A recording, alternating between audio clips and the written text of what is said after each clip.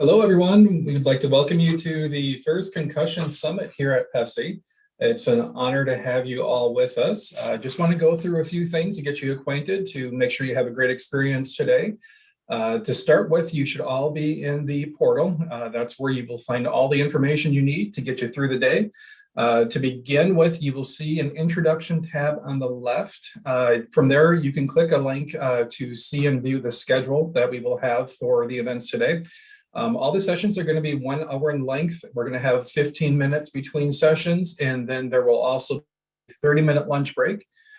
Next, you'll see the tab that says Live Sessions. That's where you can launch all of your individual sessions. After the event, that will also be where you can view the recordings of the sessions from today.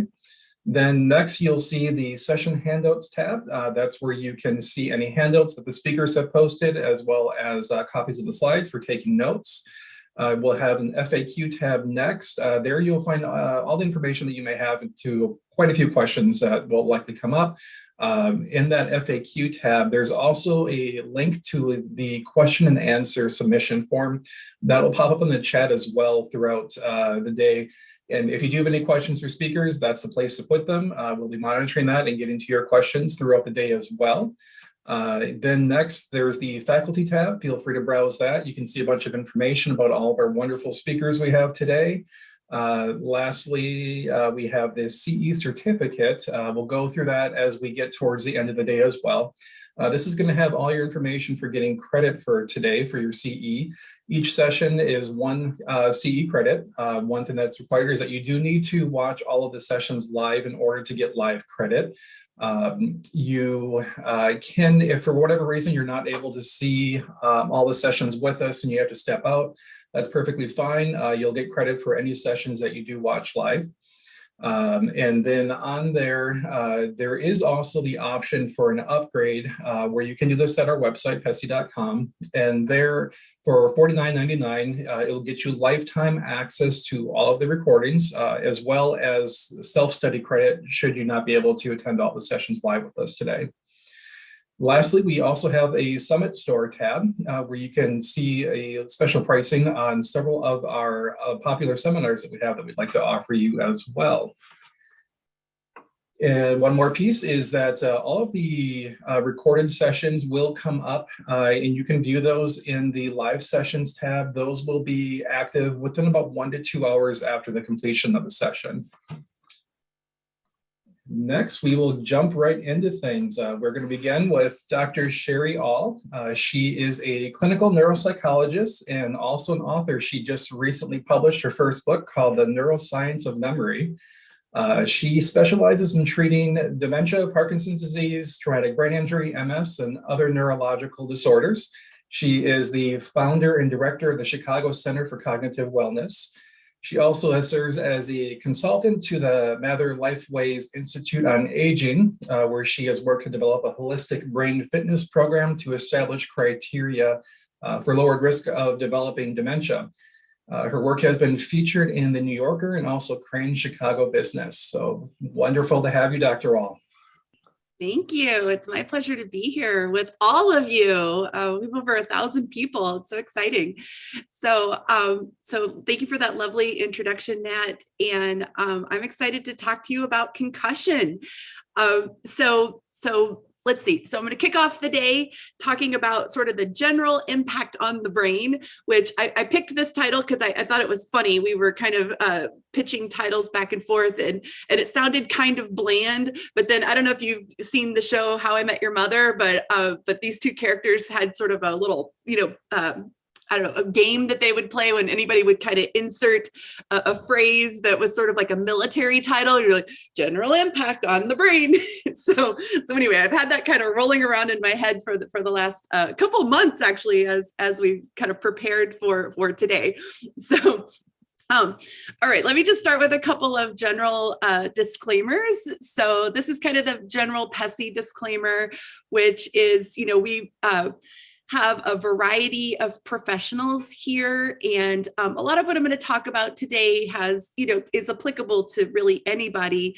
But you're ultimately responsible for kind of working within the scope of your license. Also wanted to tell you, so as Matt mentioned, just a couple financial disclosures. I do own the Chicago Center for Cognitive Wellness. That's where I make most of my money. We are a group mental health practice here in Chicago, and we're actually expanding into the DC area. And so I'm actually recruiting new providers all the time. So if you're interested, give me a buzz. And then PESI does pay me an honorarium for speaking today. It's not enough to retire. But I do also make some money off of my book that Matt mentioned. So I'm so thrilled to have published a book this past summer called The Neuroscience of Memory. It's a little self-help workbook that really is applicable to anybody with a brain. My goal was to really write it in a way that was very relatable. And so I do include information about concussion. And so we treat a lot of people who have experienced concussions and maybe a year out or so are kind of struggling to kind of get back to normal life. So I'm going to throw a link in the chat here. I know we're not really on the same chat.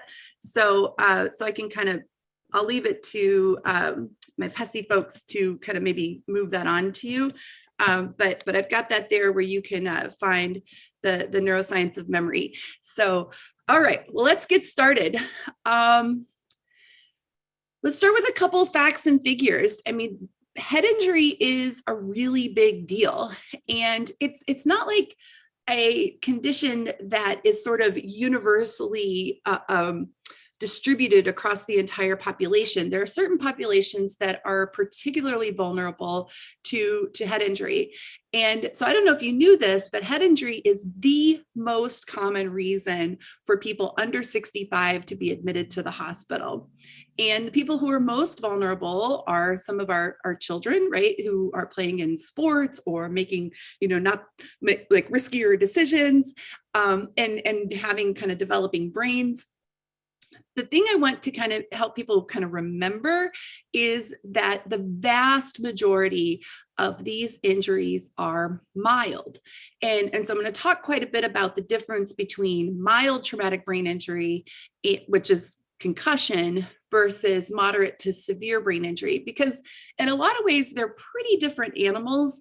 And sometimes clinical outcomes are typically worse when we're not really aware of the differences between those levels of severity. So let's talk about that. So the way that we basically diagnose different severities of brain injury really has to do with the clinical manifestations right at the time of the injury, really within the first few hours, 24 hours.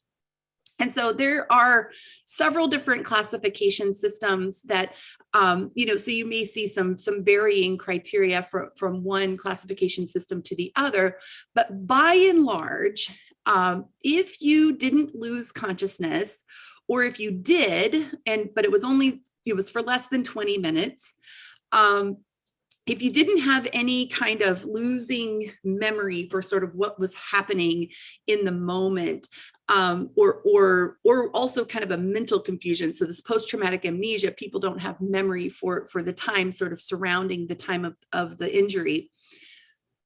But we can also use synonymously kind of mental confusion. You think it's 1975, I'm playing in the Polk High School football game, when it's really not.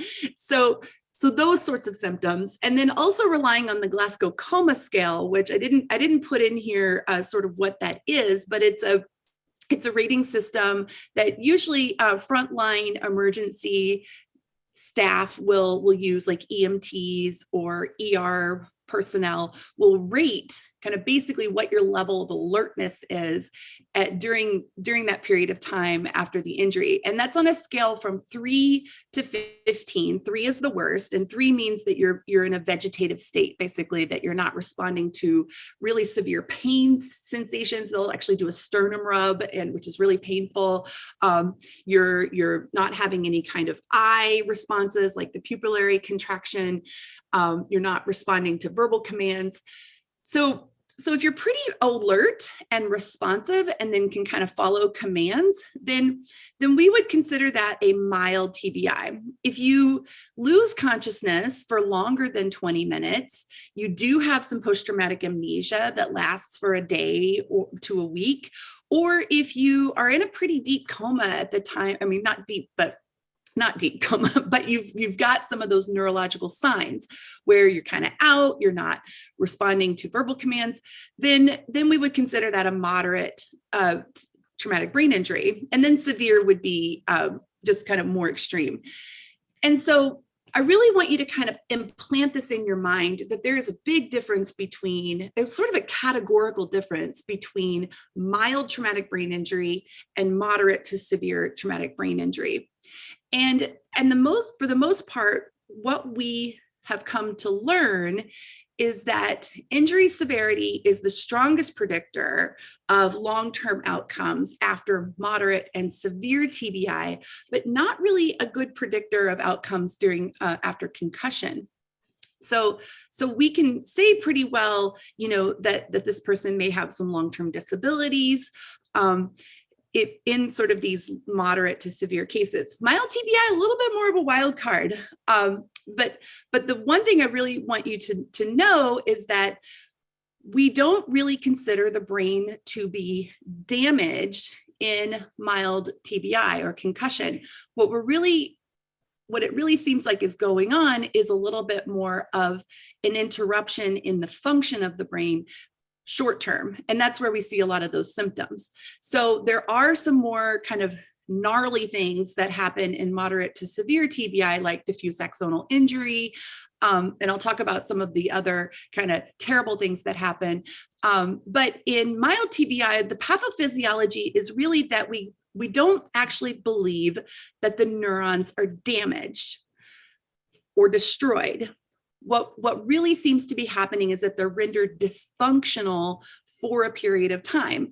And then that leads to all of those symptoms that we see after a concussion of fatigue, headaches, dizziness, a little confusion, right? So it's really important that when we're listening or doing kind of a clinical history, that we really take in this information about what happened at the time of the injury. How was the person doing? Did they lose consciousness? Did they, how did they rate on it? Did they get a GCS? How did they rate on that? What do people report about their behavior? Do they remember what happened sort of leading up to and then after the time of the injury? So again, we don't really believe that the neurons are being damaged themselves, but there is a lot of stuff that's happening in the brain that would cause sort of these temporary disruptions in functioning. And by and large, I want you to kind of think of that as chemical. So these are a bunch of brain chemicals. We've got glutamate, which is a neurotransmitter. Calcium, is an element, right? But it's one of the elements that your brain uses to make neurons fire as kind of part of the ion exchange. Same with potassium here. And then cerebral blood flow. So how much blood flow is kind of happening in the brain. And then glucose is kind of the sugar in your brain. And your brain cells need a constant supply of glucose and oxygen from your blood supply in order to function and kind of stay alive. So what happens during concussion is that all these metabolic indicators kind of get thrown out of whack.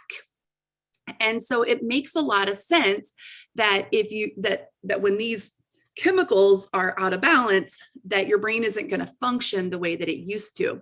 But this is a time course of when these chemicals start to normalize after a concussion. And so some of these indicators return to normal very quickly. So glutamate and calcium actually return to baseline within a few minutes.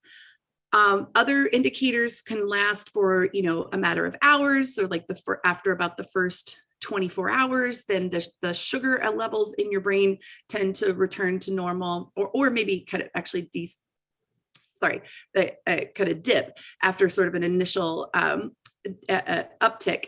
And then, but by about the first week, and then particularly into the second week, because this is days now, most of these chemical levels kind of return to normal. And that's really what we expect for people recovering from a concussion, is that most symptoms return to baseline within 3 months for most people. There are some exceptions, and we are still trying to learn about what that entails for people. But just kind of keep in mind that if you didn't lose consciousness, you remember the event, your prognosis is actually pretty good. And we don't really think that your brain was like structurally damaged.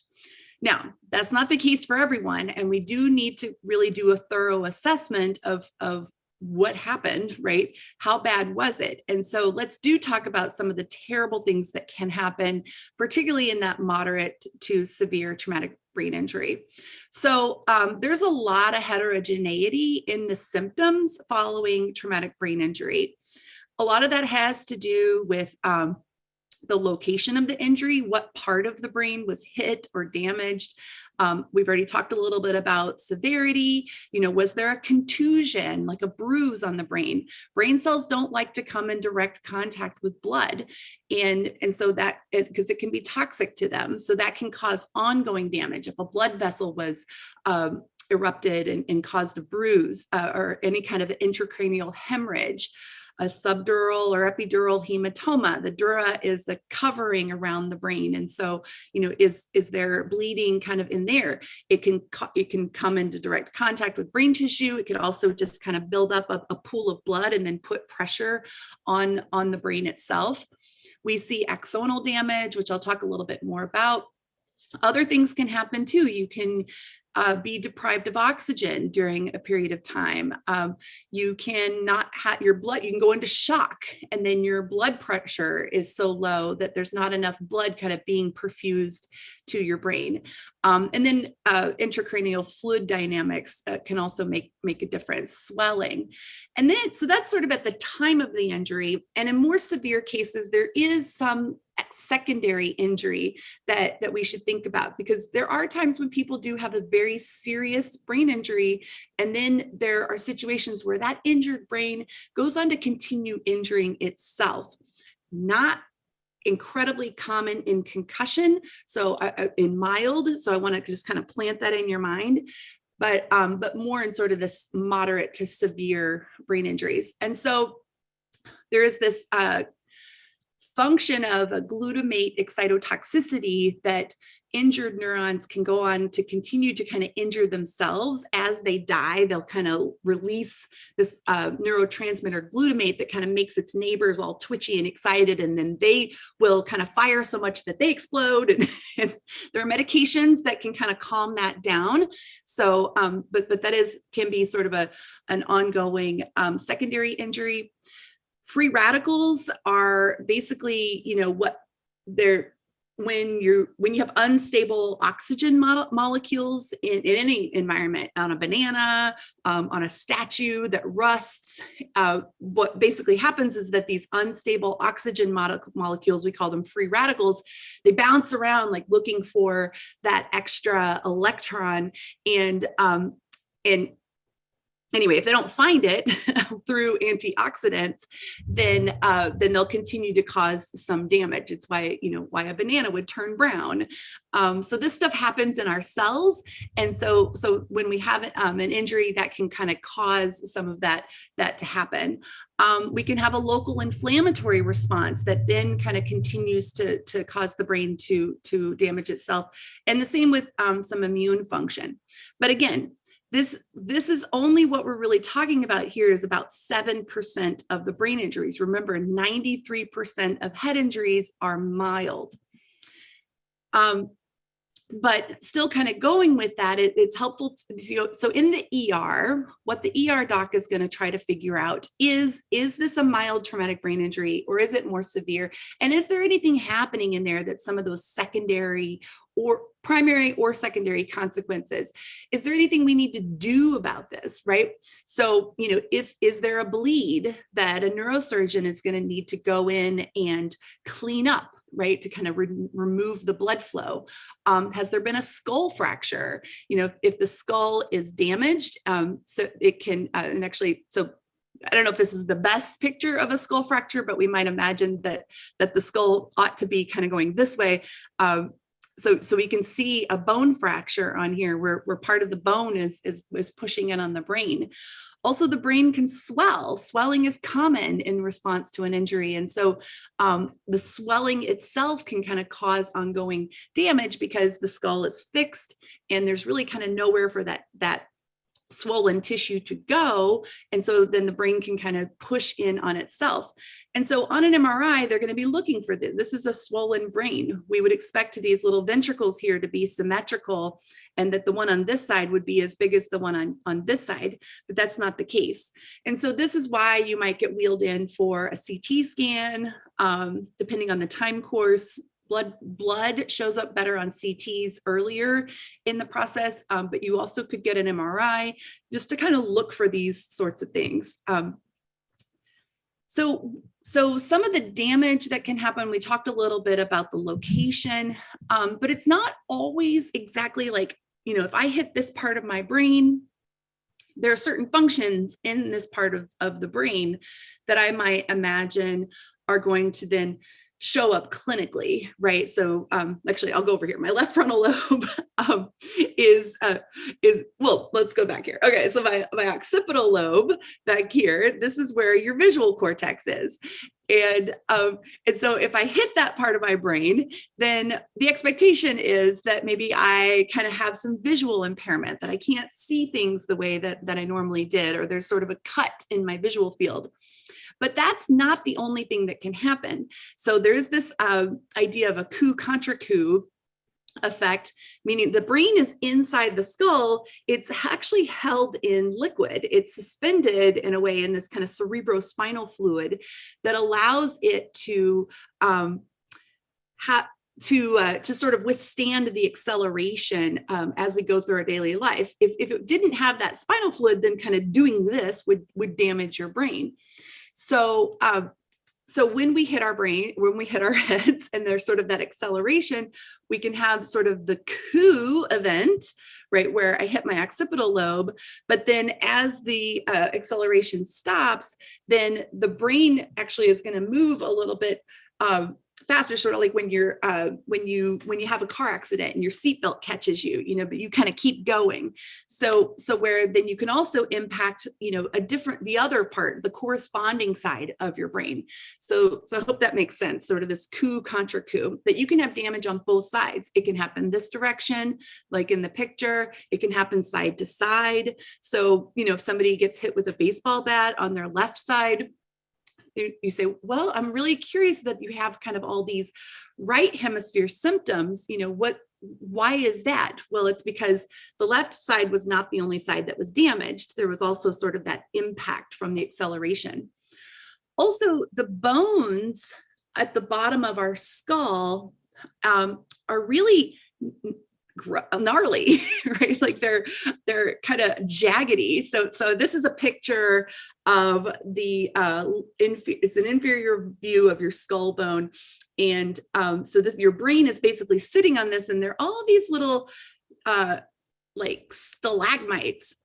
So these, which can really kind of shear the bottom of the brain as it's sort of moving back and forth. When we're living our normal lives, this is not happening, because this is sort of suspended there, but those are other things that can happen. There's also this other source of damage that we've started learning about over the last couple of decades, in that the axons, which are the white matter, or sort of the long arms of the neurons that kind of reach out and connect with other cells, those can actually get snipped, really kind of at the base where they sort of attach to the cell body. Most of our cell bodies live out on the cortex or deep in these little nuclei, and then they send all of their axons out to kind of connect to other parts of the brain and kind of form these different connections. And those little wires can kind of snap as part of that acceleration process, getting hit, even in those concussion blasts so it doesn't even have to be a physical hit to the brain that can cause some of this damage. We're seeing it in people who have been around explosions. So a lot of military veterans will, who are kind of exposed to sort of the air coming off of an explosion, that air will move through the brain and then cause some damage. So lots of things that are kind of going on in there. And so this kind of leads me to, I want to talk about some of the cognitive sequelae of brain injury, so that you have sort of a sense of, again, what, general impact on the brain. What does our brain do? Well, basically everything. And so I want to talk to you a little bit about what are some of the cognitive outcomes that we can see as a result of not just moderate to severe brain injury, but also mild brain injury. So more common in moderate to severe brain injury, again, where the cells are damaged. Well, so this diffuse axonal injury that we talked about, some of the major axons that we have in our brain, some of the really long ones, are the ones that are coming in and out of our frontal lobes. And so our frontal lobes are responsible for all of our executive function skills. So these are things like planning, organizing, strategic thinking, inhibition. It's kind of the CEO of your brain. So anything that a CEO would do for a company, your frontal lobes kind of do for you. They also play a decent role in memory, but not necessarily directly. It's a little more indirect. So the two things that the frontal lobes do for your memory is that they help you kind of organize the information in order to kind of encode it faster. So if you have sort of a strategy, then you can kind of memorize things better. So it's sort of a support system for your memory encoding. But encoding or kind of storing a new memory is only sort of the first step. We also have to be able to pull that memory out spontaneously. And that really relies on the frontal lobes as well. And so our frontal lobes are responsible for helping us kind of spontaneously recall or sort of pull out that memory. And so the way that looks is that if you, so the way that, sorry, something happened on my screen. So the way that looks is that if you may miss an appointment, right? You didn't even occur to you to like go to your dentist appointment because you didn't recall it. But if somebody says to you, hey, did you have a dentist appointment today? Oh yeah, right, because that memory was encoded, it's still kind of in there. So those are more commonly the types of memory problems that we're going to see in concussion and moderate to severe TBI because the vulnerability of these axons. But depending on the location of the injury, we could see other things as well, right? So I just wanted to show you here that this part of your brain, kind of more down in your temporal lobe, this structure, the hippocampus, is what helps you store that memory. And then the frontal lobes are really kind of what help you kind of pull that out. You could have damage to the hippocampus. It's a little less common. It usually, if we see this, it's in that kind of really small percentage of severe traumatic brain injuries where maybe you have a period of anoxia or you have kind of specific damage to this circuit here so it's a series of structures that kind of deep inside your brain. So including the hippocampus, which is kind of right here above your ears. And then, but you have to have all these structures intact. So the hippocampus, there's this white matter pathway called the fornix that comes off and then goes up into this little nucleus called the mammillary bodies, and then kind of up into the thalamus. So very rarely, some people will have some damage to this, particularly if your brain is deprived of oxygen, because the hippocampus is generally pretty vulnerable to periods of oxygen deprivation. So if you go into cardiac arrest, severe shock, then this may happen. But again, quite rare. So most people who've had a brain injury, if they have a memory problem, it's really more related to the kind of the going and getting and recalling and sort of the organizational support that kind of helps with this encoding, not always really the encoding itself, but it can happen. A lot of times we will see kind of frontal symptoms, again, so we talked about the frontal and executive parts of memory, but also these executive function skills help us function in everyday life too. And so there are other ways that those symptoms can manifest regardless of memory. We just talked about sort of the impact that these skills have on memory. But these skills also help us be flexible, right? Like take on a different opinion. A lot of times, particularly after a moderate to severe TBI, people might have some rigidity. They might become really disorganized. They might be a little more impulsive. And this is something to really look out for, particularly in terms of return to play. A lot of times people want to go back to that activity and like, it's not a good idea. Abstract reasoning, maybe even motivation. We see high levels of apathy. And different parts of the frontal lobe do different things. So this kind of dorsolateral sort of up and out part of the frontal lobes kind of control a lot of these functions.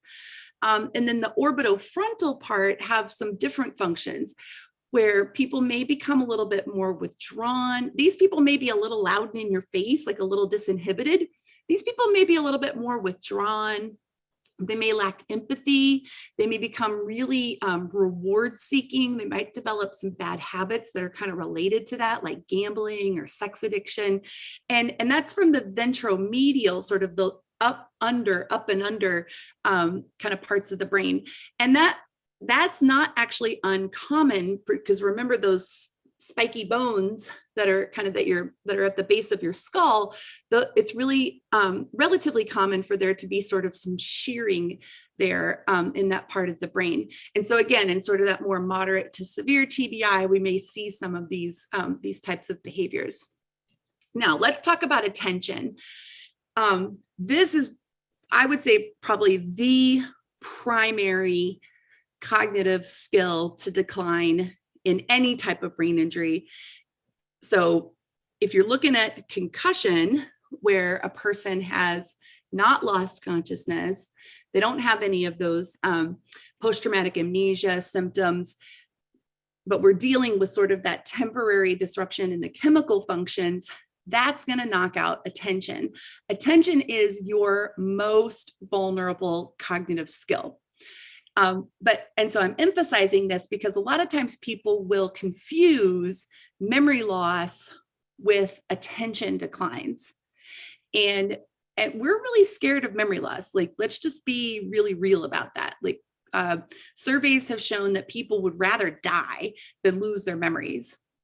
And a lot of what we deal with in my clinic are people who are very panicked about something really terrible happening to their brain, and that they've developed kind of the early symptoms of Alzheimer's disease, and that they're kind of on this like downward trajectory as from having had a concussion.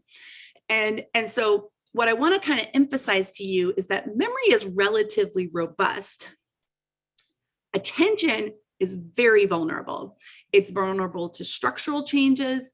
It's vulnerable to chemical changes. So all those chemical changes that we saw on the concussions, or that concussion graph, that will disrupt your attention.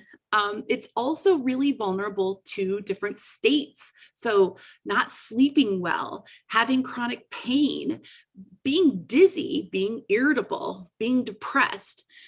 And so I want you to kind of focus in on this idea that attention is very vulnerable. And if you're dealing with some sort of cognitive problem, that it's very likely that it's probably more attention related than memory related. And that's reassuring. I'm not sure I can kind of explain why, but it is, because what it generally will often mean is that attention is also kind of malleable and treatable, and memory declines are a little harder to treat. And so anyway, but that doesn't mean that you're not remembering well, because you could still have trouble remembering, but it's a function of not being able to pay attention very well. You can't remember something that you didn't notice in the first place, right? So when I work with people, a lot of the times, I would say, kind of a good majority of the times, that what they're describing as having trouble remembering things is really the result of having sort of a lack of focus and a lack of attention.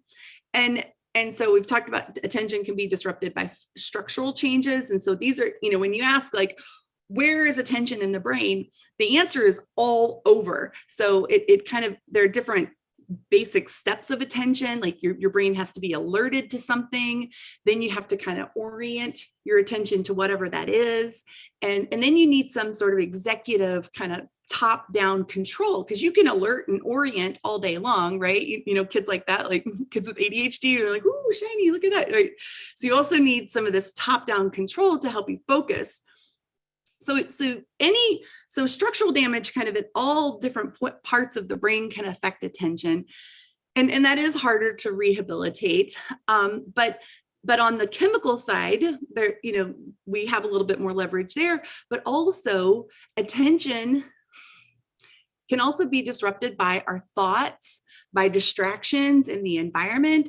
So you may have to adopt some like new habits for how you sort of do your everyday life. Maybe you can't do your homework with, YouTube running in the background anymore because you've got too many distractions. If you're ruminating and kind of obsessing about your concussion symptoms, then that's going to rob you of your attention, right? Because you can't listen to what somebody's saying when you've got all these kind of thoughts running through your head. So that's really the primary cognitive skill that is most vulnerable. So just I want you to kind of keep that in mind. Working memory is kind of the new short-term memory. It's sort of the in-between point. So short-term memory, I don't know if you know this, but short-term memory is not memory for recent events necessarily. Short-term memory is very short. Short-term memory expires within 30 seconds. 30 seconds. So any memory that you've had for longer than 30 seconds, and you've thought about something else in the meantime, is considered a long-term memory and is kind of encoded by that PAPE circuit that I showed you, or the hippocampus that sits above your ears. Now, that doesn't mean that you can't hold on to things a little bit longer than 30 seconds if you sort of rehearse it. You kind of hear it, you like repeat it in your mind, or maybe you visualize it, or you sort of think about the context of what it is. And so working memory is sort of this in-between platform where we can kind of, but a lot of times we talk about it synonymously with short-term memory. And so it gives us an opportunity to kind of hold information in our mind, which may help us encode it for later, or you can kind of hold it there to sort of write it down. And so working memory is also quite vulnerable to any type of concussion or mild, moderate, or severe TBI, because it's housed in the frontal lobes, and it is really kind of very reliant on attention. And so this is sort of the memory frustration that people will kind of report a lot. I walked into this room and I couldn't, I forgot what I was going to get, and that certainly can happen. We can also see visual spatial impairments. So any kind of axonal damage anywhere along sort of the visual pathway. You could have cortical damage, even at the occipital lobe, but then even also in other parts of the brain, like particularly the parietal lobe, that helps you with sort of like spatial awareness. So this is really just kind of the pathway of where visual information kind of comes into the brain from your eyeballs and sort of gets processed. Way less common and really we wouldn't expect a lot of visual spatial decline in concussion, except for some things kind of maybe related to the oculomotor or vestibular systems, and where things are kind of maybe in concussion. In moderate to severe TBI, you could have some damage to these pathways that's kind of more long-standing. In concussion, a lot of times people will have sort of these oculomotor changes, and it doesn't involve the brain a little bit in terms of those pathways are sort of need to kind of get used to kind of what's sort of happening. So you might go to vision therapy to kind of help sort of restore a lot of that. But my main goal in this presentation is to provide people a lot of hope in the outcomes of concussion, because again, we don't always, in most cases, we don't believe that the actual brain is damaged. But I'll talk a little bit more about recovery here in a minute. Language is a lot of that's housed on your temporal lobe. So if you were to kind of damage your brain in this direction, then you might see some interruptions in the language centers, particularly if you have it on the left side. And then our last cognitive skill that I want to talk to you about, which you may not consider a cognitive skill, but I do because it's in the brain, are emotions. And so we can see a lot of emotional lability, irritability, really common outcome, depression in people with all ranges of brain injuries. And so it could be a function of the frontal lobes being damaged. That's sort of this outer layer of our brain is kind of what makes us uniquely human. And you might think of that as like the grand inhibitor of the brain. As we evolved into humans, we didn't replace our old brain parts. We just grew more cortex around them to kind of keep everything in check. And so underneath all of this, we have an alligator's brain and a dog's brain, kind of aggressive elements. And so when we have less function, or maybe even less structure of these kind of outer brain parts, then that can lead to people feeling more aggressive. Also, the amygdala is this little structure here, kind of sitting right in front of your hippocampus in your temporal lobes. And this is your fear detector.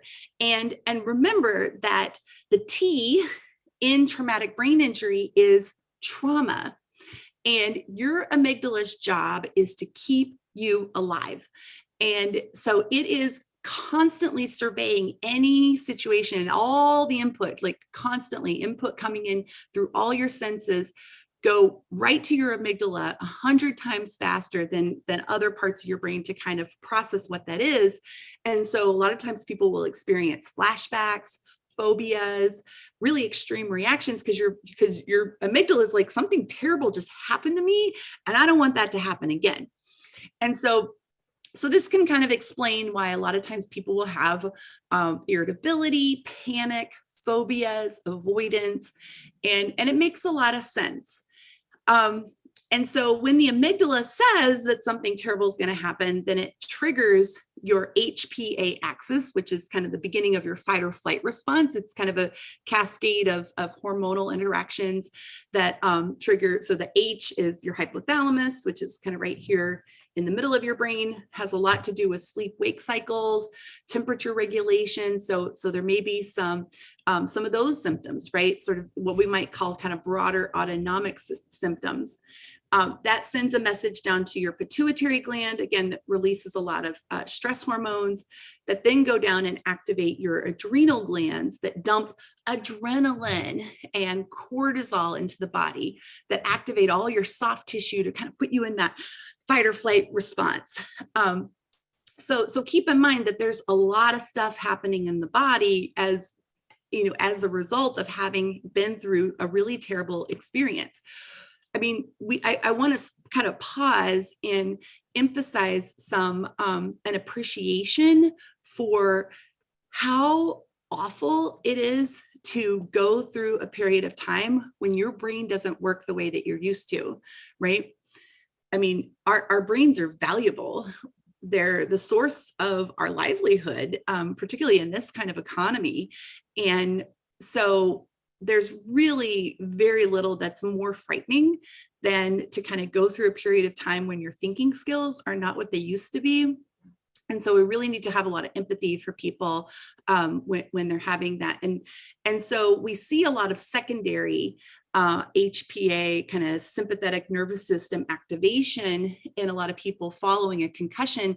And so sometimes those are the symptoms that we're treating. The brain has likely healed, but people still report a lot of physical symptoms that are probably more related to kind of this constant sort of activation of the amygdala and the sympathetic nervous system, and sort of all of that adrenaline kind of running through their bodies. It knocks out your thinking skills.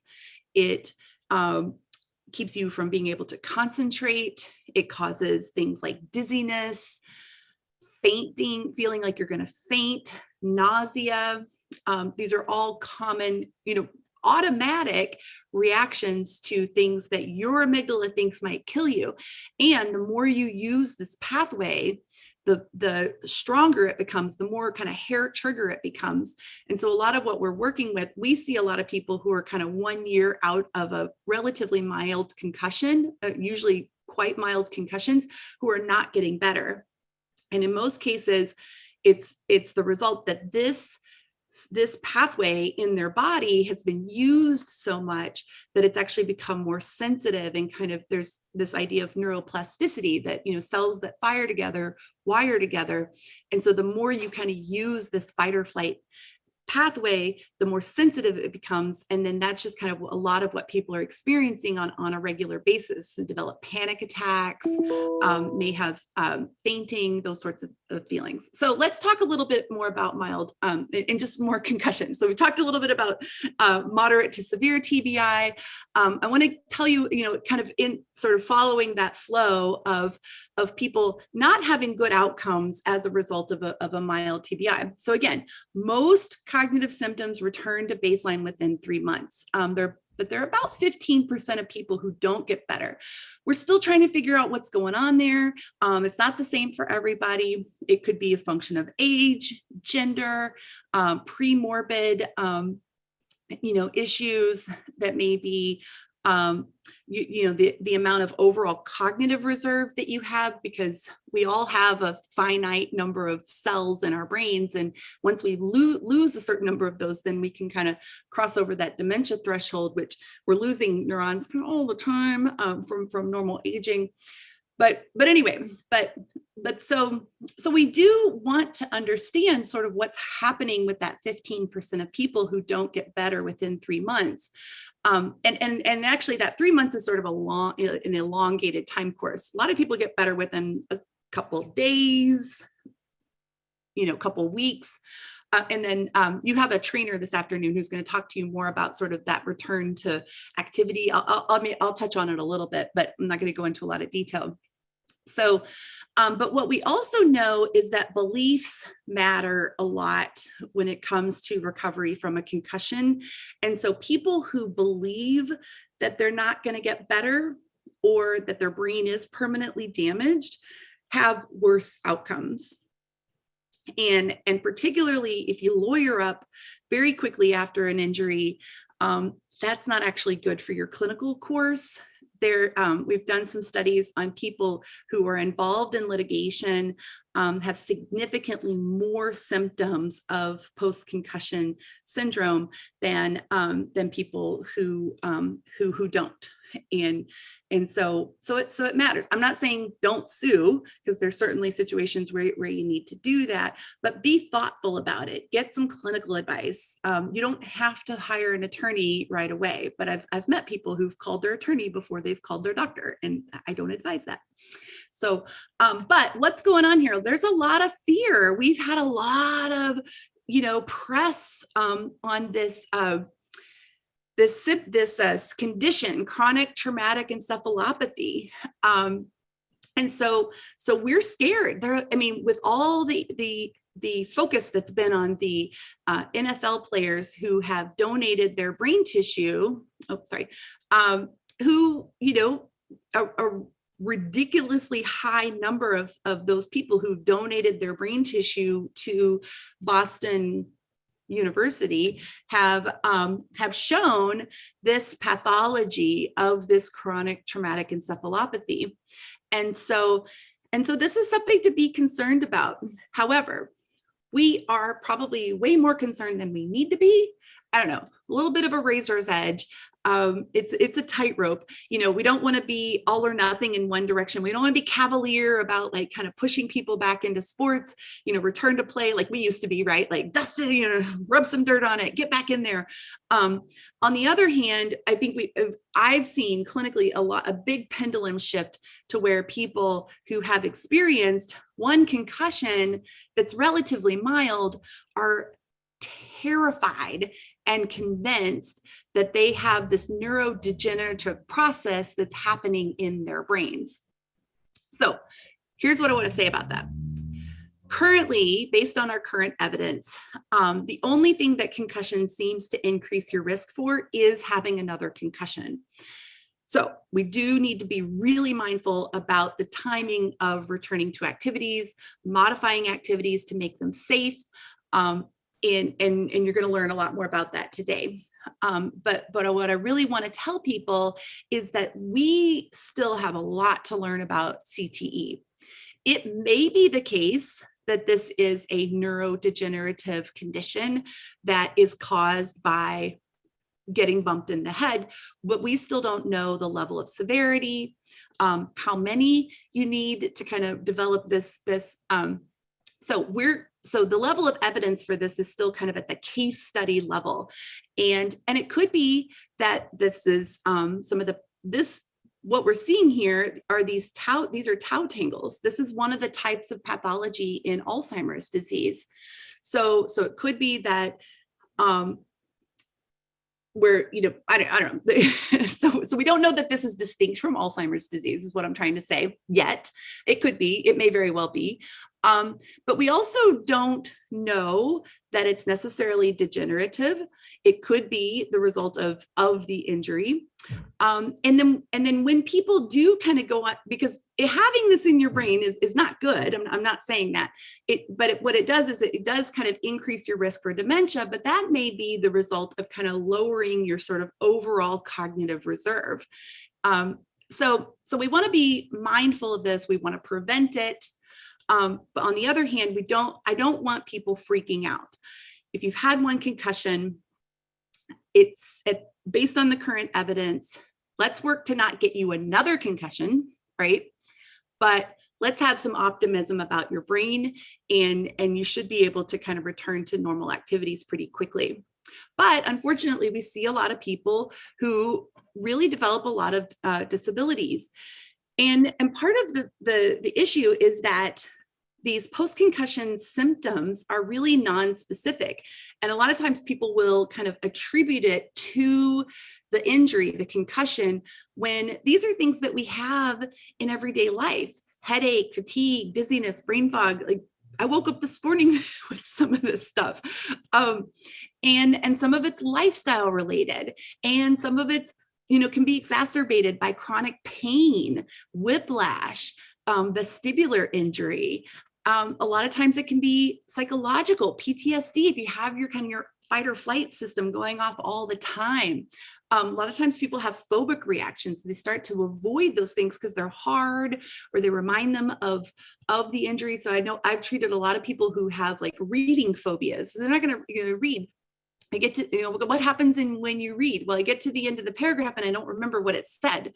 Like, well, that happens to me. It's getting kind of zoned out, right? But they're really convinced that it has to do with their brain damage.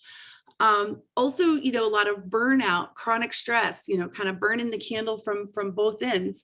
And then also kind of your personality, like how do you look at the world? If you're you kind of spent your whole life taking sort of a victim approach to life, then that can really kind of increase your susceptibility.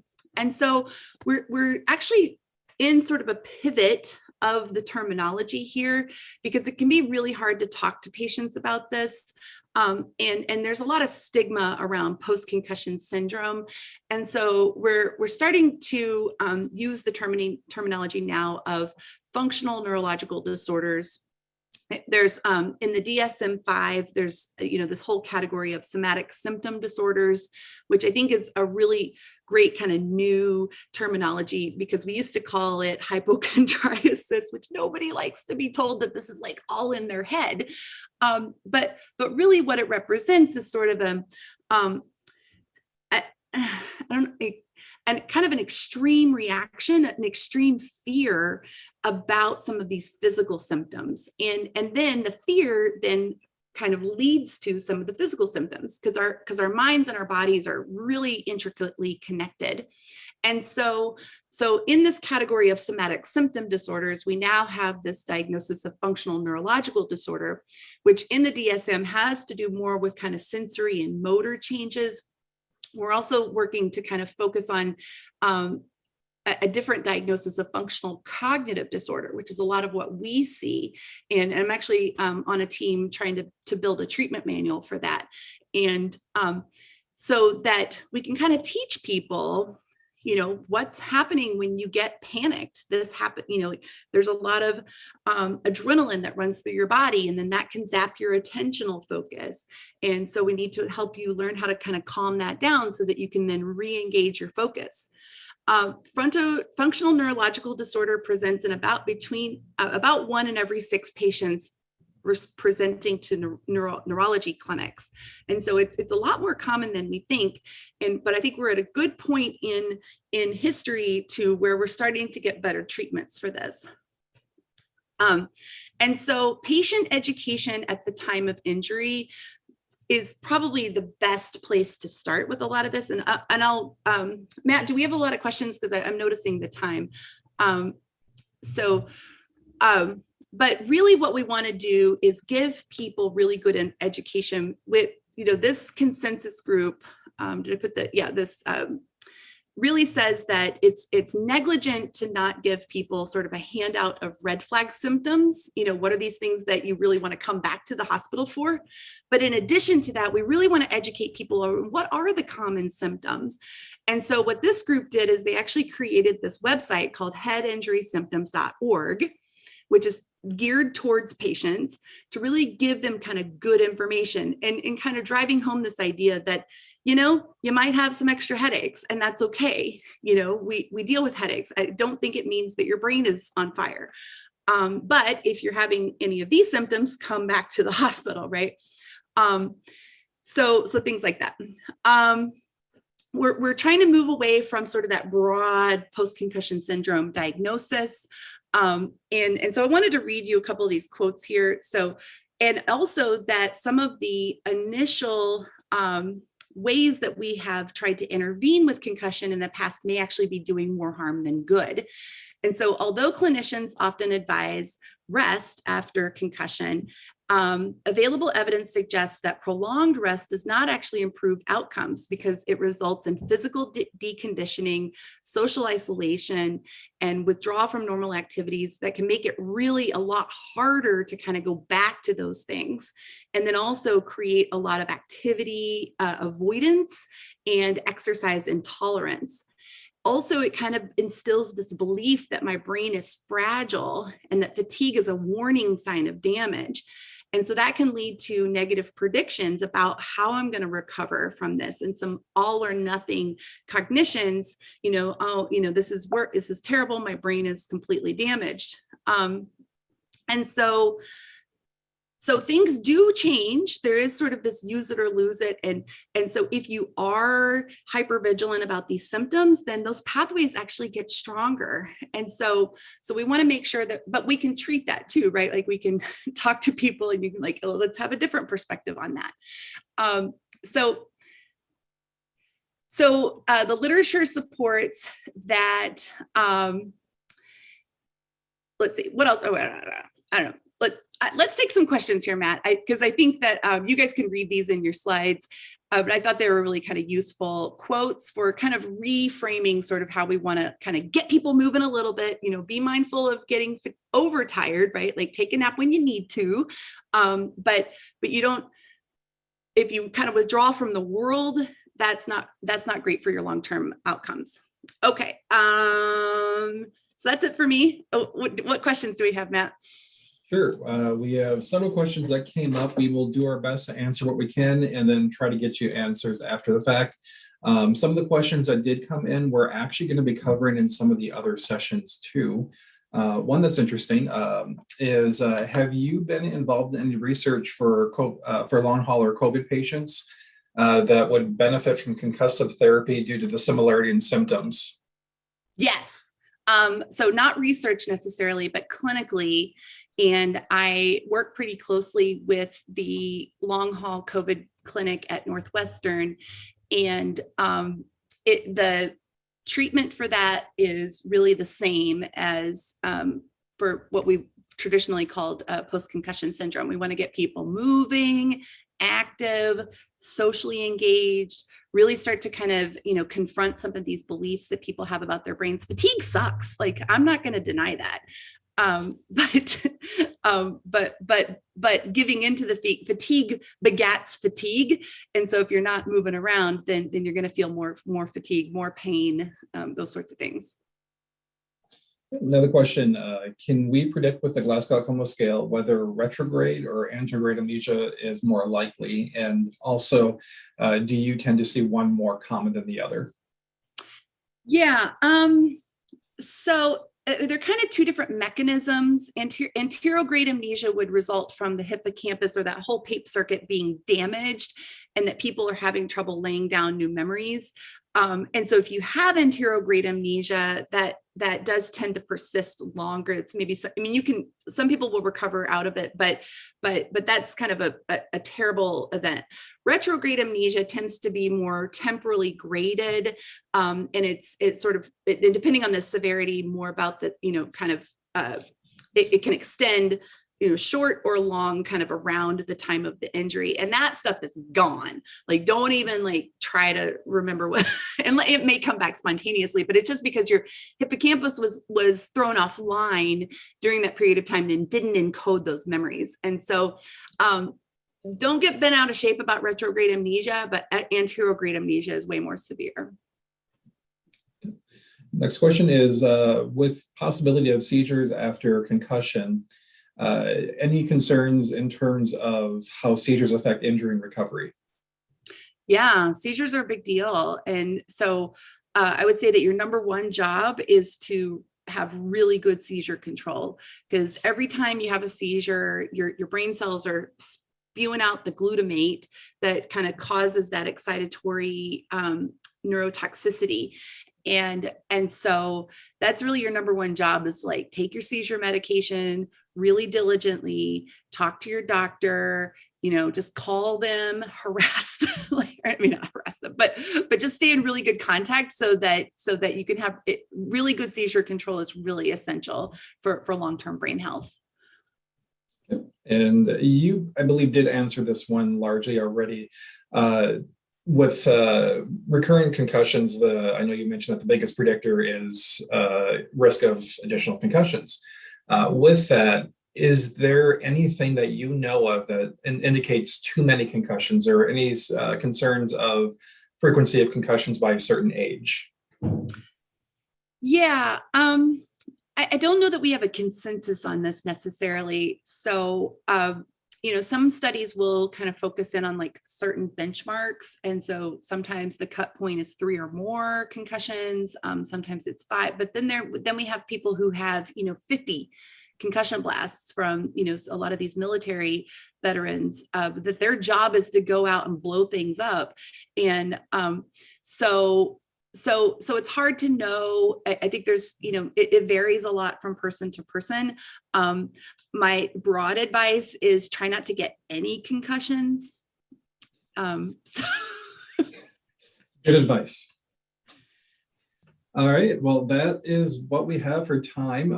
Like I said, we will do our best to get you answers to additional questions, and I think many of you will find answers to your questions are going to be addressed in the sessions coming up. So this will conclude our first session. Thank you very much, Dr. All. And then everyone, we will have a 15-minute break. At 10:15, we will resume. You can get to the next session by launching that in your portal again under the live sessions. And our next session will be with Dr. Ed Lacara on clinical and sideline concussion screening and assessment. We will see you shortly. Thank you.